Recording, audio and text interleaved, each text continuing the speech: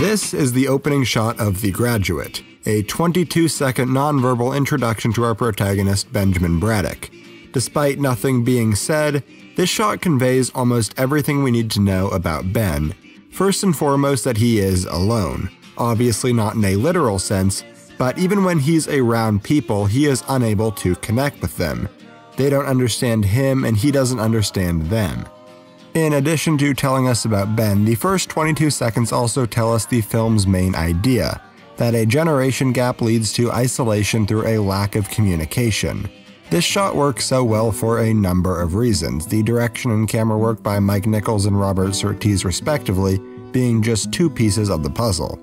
But I think of the utmost importance is the honesty captured through subtlety in Dustin Hoffman's performance.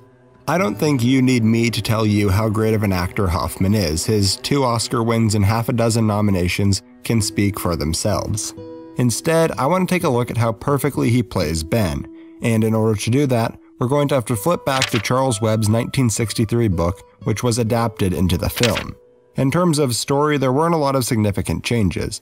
Both follow the same story. A young man graduates college, starts an affair with an older woman, falls in love with her daughter, and then stops her daughter from marrying someone else.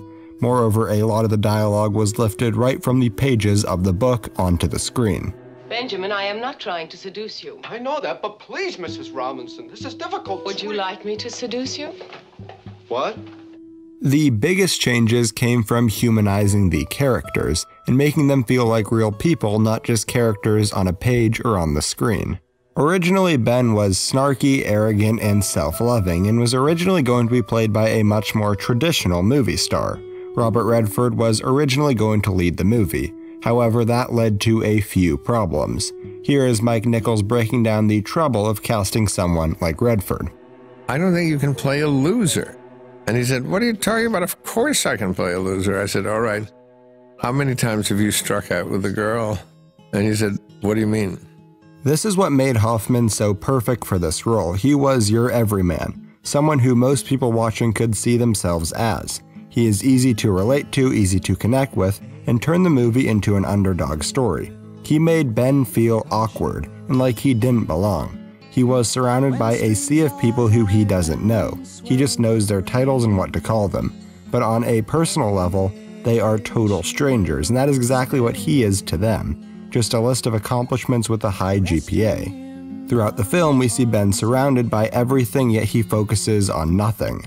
This is shown off in 2 main ways. First, through a very cluttered but out-of-focus frame. There's almost always something going on in the background, and yet we are always supposed to focus on the foreground. This reflects Ben's philosophy on life.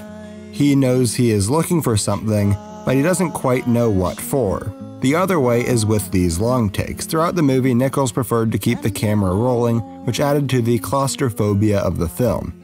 In this scene, as we watch Ben try and navigate his way through the homecoming party, we watch as guests jump out from nowhere trying to talk to him.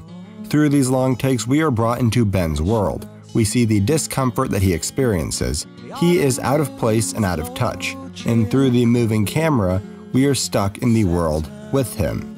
And just like we are stuck with him, Ben is stuck in life. He doesn't know what to do with his life. He knows he wants to do something, but doesn't know what or how to do it yet. All he knows is that he wants to be different from his parents and his parents' generation. However, as the film goes on, he slowly sees himself falling into the same cycle that the older generation fell into, starting a relationship without truly wanting to. You didn't have to marry him or anything, did you? The movie is chock full of symbolism, imagery, and different techniques that drive home the point, that Ben's attempts to try and split from the path that older generations expect him to follow are ultimately what puts him on that path. Before this video ends, I want to take a minute to explore an aspect of film that is exemplified by The Graduate, and that is how it has a different meaning depending on where you are in life. At the age of 20, I really haven't experienced this yet, but I do think it's still worth discussing. So I want to take a look at Roger Ebert's writings on the film to make this point. He first wrote about The Graduate on its release in 1967 when he was 25. In his review, he gave it a perfect 4-star rating and called it the year's best comedy, and ended the review by saying, "The Graduate is a success. and Benjamin's acute honesty and embarrassment are so accurately drawn that we hardly know whether to laugh or to look inside ourselves.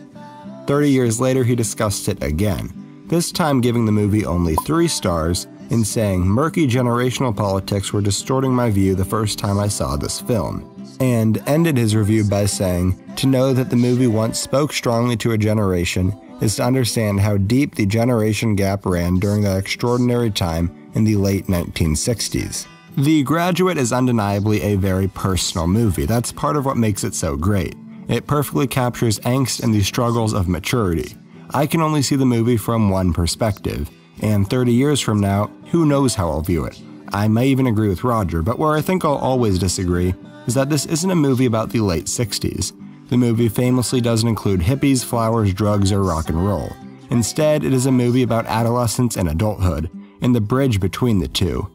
And in order to cross that bridge, it takes just one word. Are you listening? Yes, I am. Plastics. Hey everyone, I hope you enjoyed. Like just about everyone discussing movies today, I am influenced by Roger Ebert more than any other individual. His reviews are almost always the first and last steps in my research process, and I think his 2 discussions of The Graduate are 2 of the most interesting companion pieces to explore. I've put links to both in the description, and I would highly recommend checking them out, and I will see you next week. Thanks for watching.